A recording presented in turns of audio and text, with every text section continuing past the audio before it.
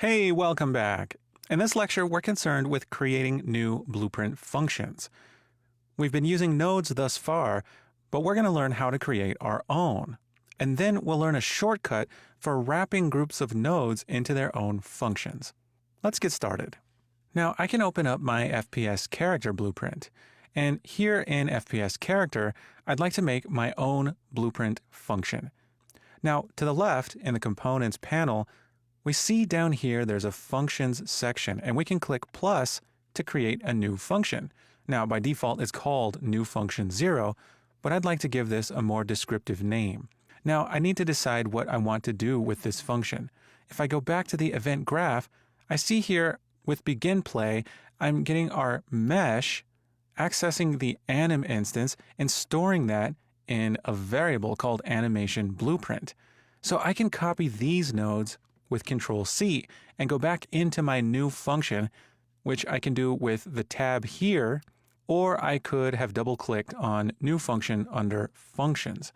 Now, if I Control-V to paste in these nodes, I can hook them up to the execution pin here on this New Function node. Now, I'm setting the animation blueprint, so I'm going to call this function setAnimationBlueprint. So I now have a function called setAnimationBlueprint. Now, if I go back to the event graph, instead of using these nodes, I can call my own function, setAnimationBlueprint. Now, I could click on the function from under the Functions section and drag it out, and I get a blue setAnimationBlueprint node. And of course, I could right-click and type setAnimationBlueprint, and there's my function. I can choose it from the search menu. So I only need one of these, and if I hook this up to begin play, then all of the nodes inside this function will be executed when the game starts. Now, there's a shortcut for making these functions.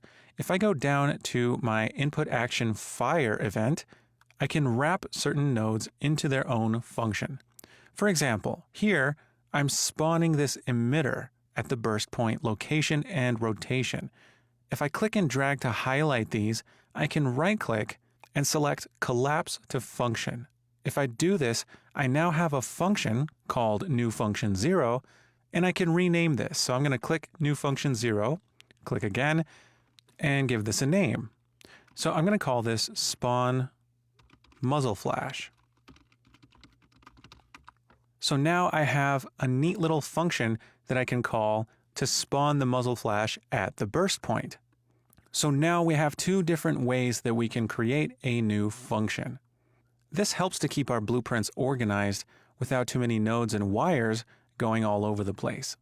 So for your challenge, I'd like you to create a play fire montage function. So create this function for playing the fire montage and keep the branch inside of it so that we have that logic for deciding which animation montage to play based on whether or not we're aiming. You can either create a new function and put those nodes inside of it, or you can highlight the nodes and collapse to a function. I leave that decision up to you. Pause the video and do this now. All right, so I could put all of these nodes into their own function, and perhaps the quickest and easiest way would be to highlight these nodes, right-click, and select Collapse to Function. And I'm going to call this Play Fire Montage.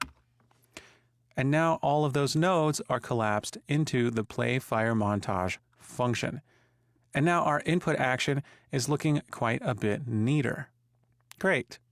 Okay, so in this video, we created some blueprint functions, and now our blueprint logic is much more organized. This is a very powerful tool, and we'll be using it throughout the creation of this game project. Great job. I'll see you soon.